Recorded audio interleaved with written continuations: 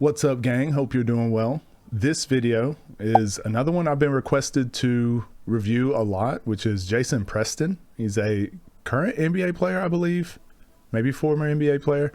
I need to know, but go like, go follow, go subscribe. A lot of you love his content. This one looks really interesting. Learn point guard reads from an NBA player. So I'm going to be reacting to someone reacting to a video.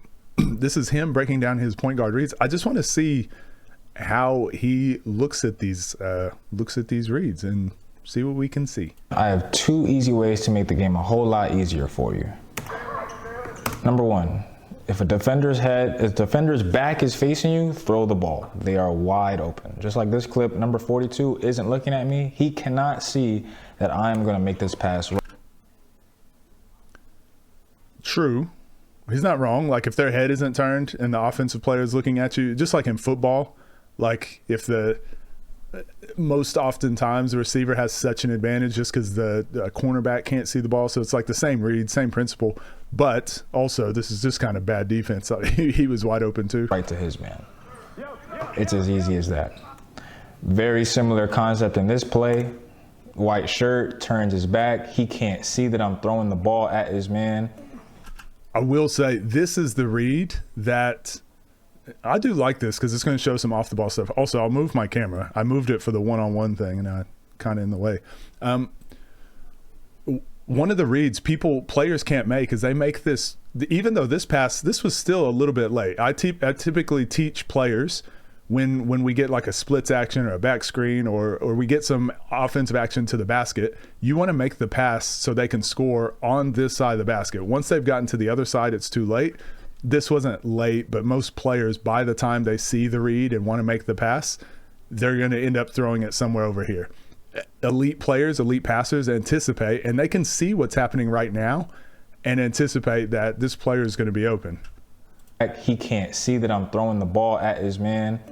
So for me, honestly, that's pretty good. That's still really good. And at this level, he's going to be able to score.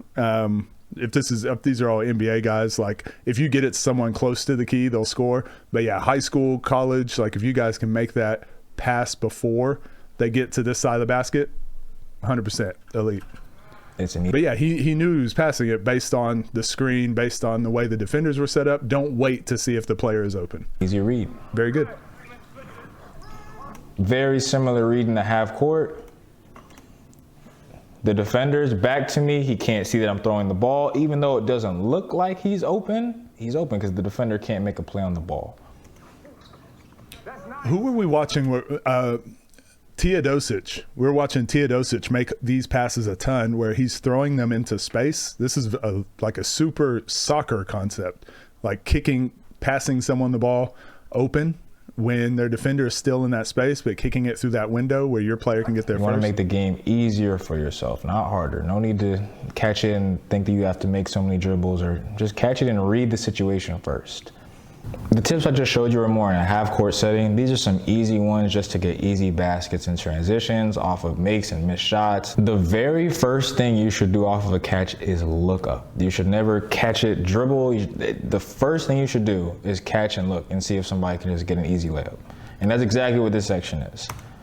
We talk about that a lot, right? Kick ahead pass.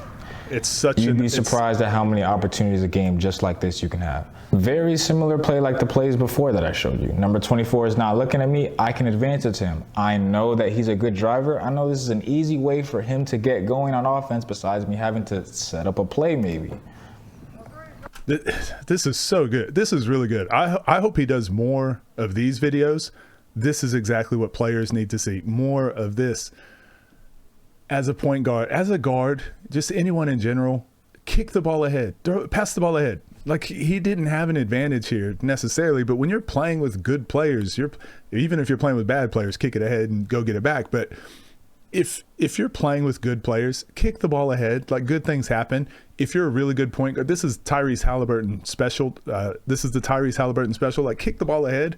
If they don't have anything, you can run and get it back and swing it to the other side. But that gives you 2 quick touches and it gets a lot of ball movement, gets a lot of player movement, and then your teammates start running faster because they know if they run ahead, you're going to throw it to them.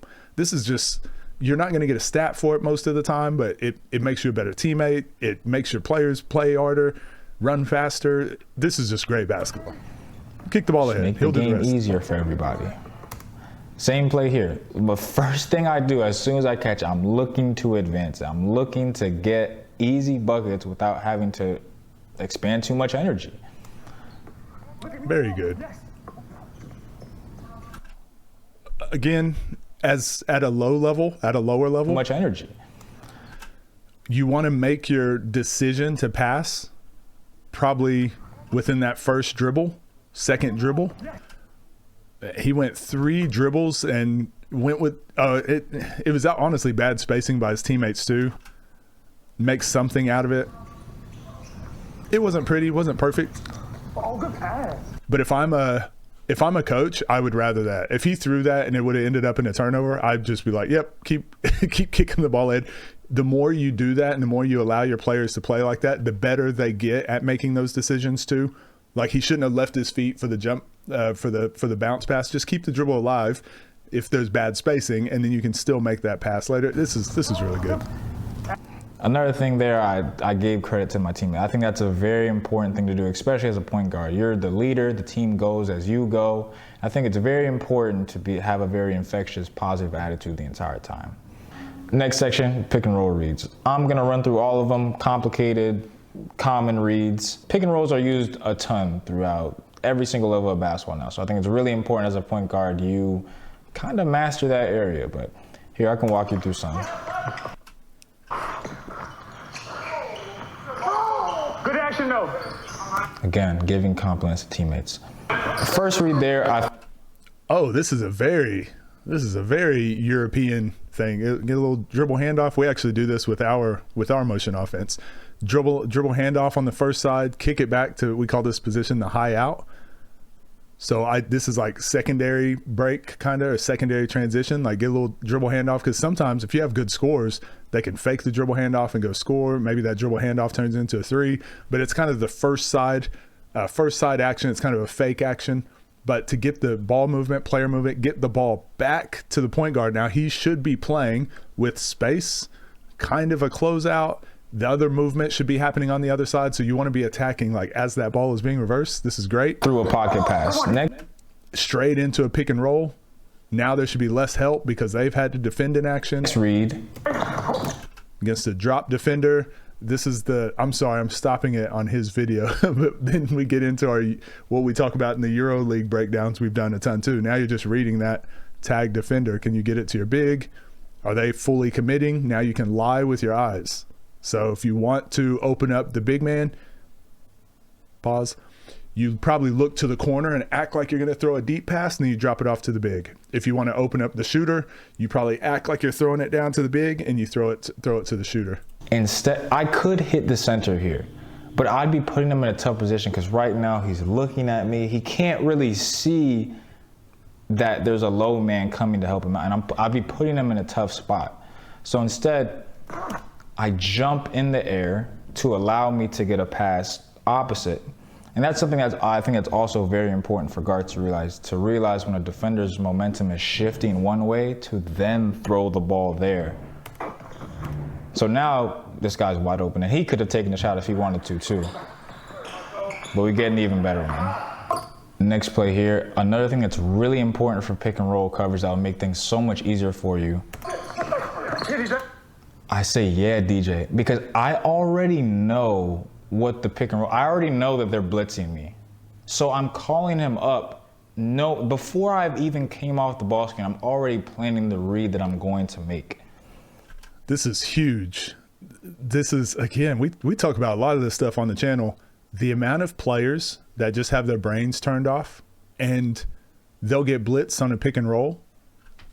You don't know how the defense is guarding you, right? You never know that. So if you turn the ball over, first play of the game, and they blitzed and we weren't ready for it, I'll live with that.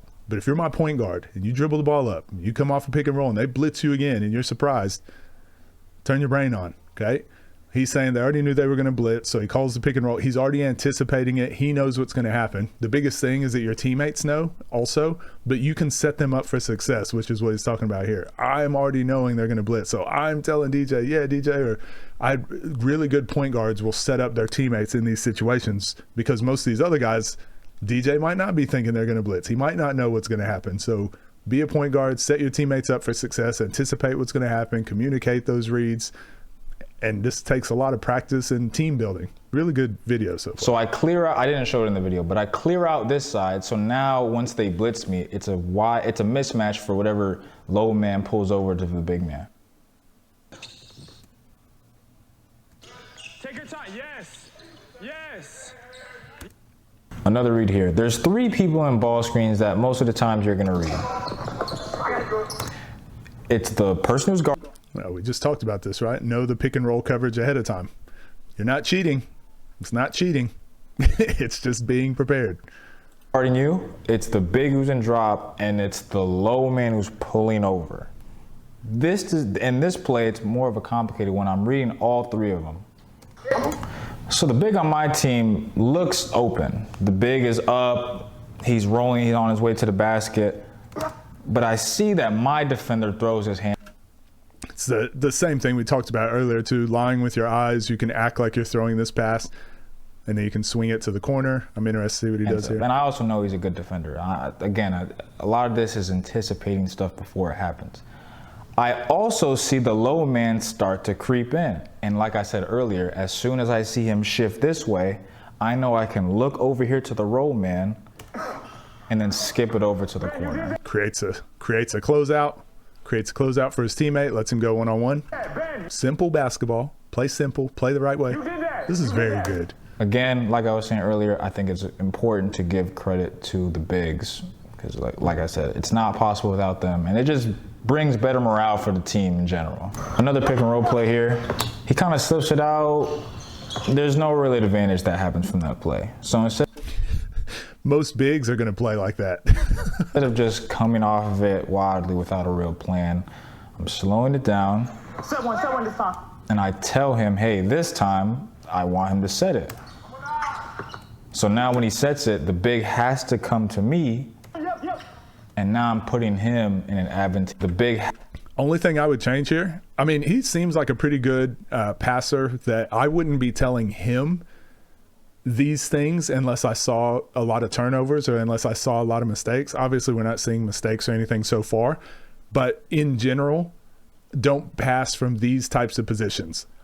Again, do as I say, not as I do. I used to do the same thing. I'd jump and figure it out as I was in the air. I'd be throwing from weak positions, but it's because I've trained so much and built up these habits so much that I could hit someone on the money from a really awkward position. But I would never coach it that way, because fundamentally you can still do all this the same way. So again, I try not to leave your feet, try not to be in a off balance position when you're making these plays. You can just play off of 2 and pivot and step through. But once you build these habits so much, once you've anticipated so much, you can start. Has to come to me. You'll start Halliburton is the perfect example of this. I would never teach people to pass the ball like Halliburton does, jumping in the air and then make your decision, and again, throwing awkward, weird passes. But he's just repped these situations out so much that the reason he's leaving his feet is because he's trying to throw this pass to the big, and so he hangs for a second to wait because the big is taking a long time to roll. Yep. And he floats it just to give the big a little bit more time. Also, this is a really tough catch. And now I'm putting him in an advantageous position. Yes. That's a tough play to make as a big. It's better to take your time, set everything up exactly how you want it. You want to know exactly what you're doing before you do anything. Another pick and roll read. This one's more. We'll watch one more. Actually, this is the last one. Guard to guard, getting the matchup that you want. Not all the time do you need to call up the other 5-man. You can put some guards into it, like the very first pick and roll play I showed. Ghost screen, nice. Same read. I see that he hedges for a second. I got a shooter right next to me. Creates a closeout for his teammate again. Man, this is excellent. So this is really good. Jason Preston, I'm impressed. This is my channel where I don't sub to channels because algorithm stuff. I'm going to go sub on the the main channel, on my YouTube channel. This is excellent. This is really good. I want him to do more videos like this. I think this is what's missing in the space, like hearing it from a player, like what's going through their head. That's why everyone likes my videos. It's like I can say what I would be thinking, or what players are thinking, or what coaches are thinking, and people are eating it up. Obviously, hearing it from someone who's an NBA player is just another level. It's really good, and this stuff is good for him. This is probably what he does. He probably watches a lot of game film and studies. This is excellent. This has 2.8 thousand views, and it's exactly what I say all the time. Why do these videos not have more views? I don't get it. If I put up a one-on-one video, it's going to be at like 5,000 views. But Jason Preston uploads literal basketball gold, and you guys don't bless the algorithm. Anyways, go like, go subscribe. This video is excellent. If you like these, let me know. Keep sending them through. I appreciate you guys. See you in the next one.